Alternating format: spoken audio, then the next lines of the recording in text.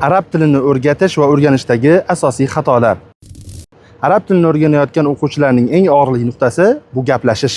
Gaplashishni o'rganmoqchi bo'lgan o'quvchiga qilinadigan bir tavsiya bor. Gapirmoqchimisiz? Xato qilishdan qo'rqmang. Men mana shu tavsiyani ochiqlab bermoqchiman. Bu nima degani? Avval o'zingizni darajangizdagi qoidalarni o'rganasiz. Mana shu qoidalar asosida gap tuzishda xatodan qo'rqmaysiz. Farazan xato qilsangiz ham qayerda, qanday xato qilganingizni bilasiz va to'g'rilay olasiz. Masalan, hammamiz foil raf bo'lishini bilamiz.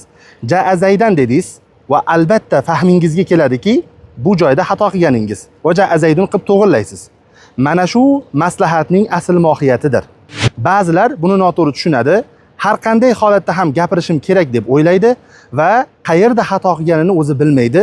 Xato ustiga xato davom etadi va bu faqat o'quvchining ziyoniga ishlaydi.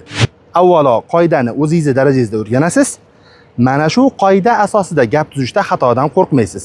Shu va shunga o'xshash xatolar haqida keyingi videolarda xabar beraman. Siz yana qanaqangi xatolarni bilasiz?